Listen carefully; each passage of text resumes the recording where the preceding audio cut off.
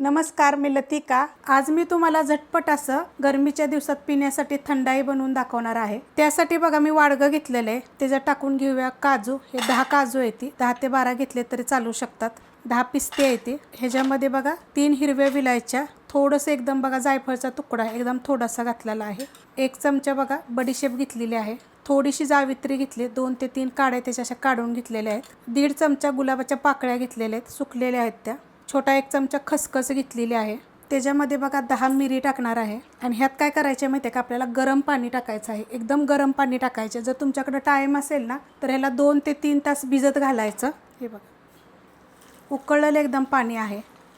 आता ह्याच्यामध्ये मी बदाम टाकलेले नाही आहेत, कारण की मी बदाम पहिलेच भिजत घातले होते आणि बदाम किती आहेत माहिती आहे का, 100 ग्रॅम बदाम घातलेले आहेत आणि हे आपल्याला 1 तासासाठी झाकून ठेवायचे। 1 तास बघा मी भिजत घातलं होतं, एकदम कडक उकळत्या पाण्यामध्ये मस्त असं बघा हे सगळं फुगलं गेलेलं आहे, चांगलं भिजलं जातं। आणि जर तुमच्याकडे जर टाईम असेल ना तर संध्याकाळी जरी भिजत घातलं तरी चालेल किंवा 2-3 तास अगोदर भिजत घातलं तरी चालेल। आता ह्या पाण्यासकट आपल्याला हे टाकून घ्यायचे, टाकून घेतलेले आहेत बघा। आता त्याच्यामध्ये हे मी भिजत घातलेले, तुम्हाला पाहिजे तर तुम्ही ह्याची सालसुद्धा काढू शकता, आता असंच मी टाकून घेणार आहे। थोडंसं कमी जास्त केलं तरी पण चालू शकतात बरं का बदाम। आता त्यात टाकायची आपल्याला साखर, तर गोडीप्रमाणे टाका तुमच्या। मी 6 चमचे घेतलेले आहे आणि ह्यात तुम्ही ह्या साखरच्या जागी खडी साखर पण घेऊ शकता, जी धागेवाली बोलतो ना आपण तशी खडी साखर। आता हे काय करणार आहे माहिती आहे का, मिक्सरला बारीक करून घेणार आहे। मिक्सरला बघा मी फिरवून घेतलेलं आहे, अशा पद्धती झाले बघा, एवढं घट्ट झालेलं आहे। आता आपण बनवायला घेऊया। त्यासाठी बघा 1 लिटर दूध मी म्हशीचं गरम करून एकदम थंड करून घेतलेलं आहे, म्हणजे गरम केलं होतं। असं हलवून हलवून जी साई आपली जी आली होती ना ह्याला, ती पण ह्याच्यामध्ये मिक्स केलेली, असं हलवून हलवून चांगलं गरम कडक उकळून दिलं होतं आणि थंड झाल्यानंतर फ्रीजमध्ये ठेवलं होतं, एकदम थंड दूध आहे। आता ह्याच्यामध्ये टाकायचे आपल्याला केसर, बघा 10 ते 12 केसर छोटे छोटे असे दुधामध्ये मी ठेवले होते, भिजत घालायचे असे।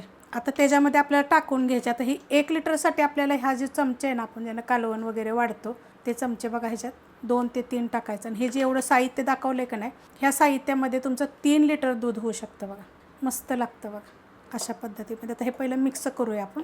मिक्स करून घेतलं आहे बघा, असं मस्त असं अशा पद्धतीत घट्ट झालेलं आहे। अजून घट्ट पाहिजे असलं तर तुम्ही अजून 1 चमचा जरी टाकू शकता, पण एवढं तरी असं पाहिजे, ह्याच्यापेक्षा घट्टाचा उपयोग नाही। आता ह्याच्यामध्ये वेगवेगळे फ्लेवर तुम्हाला पाहिजे तर तुम्ही करू शकता वेगवेगळं। आता हे जे मी घेतलेलं आहे ना, हे आपलं गुलाबाच्या पाकळ्यांचं बघा पाणी आहे असं।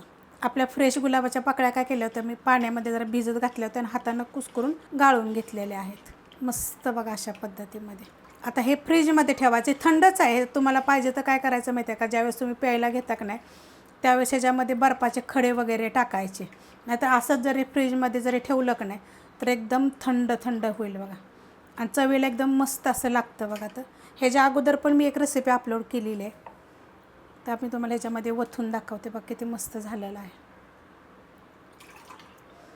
आणि घट्ट बघा किती वाटते। ह्याच्यापेक्षा जरी घट्ट पाहिजे असलं तर मग थोडंसं वाढवायचं, कारण जे मी दाखवलेलं आहे ना साहित्य त्याच्यामध्ये 3 लिटर होतं बघा, मस्त असं झालेलं आहे बघा अशा पद्धतीमध्ये।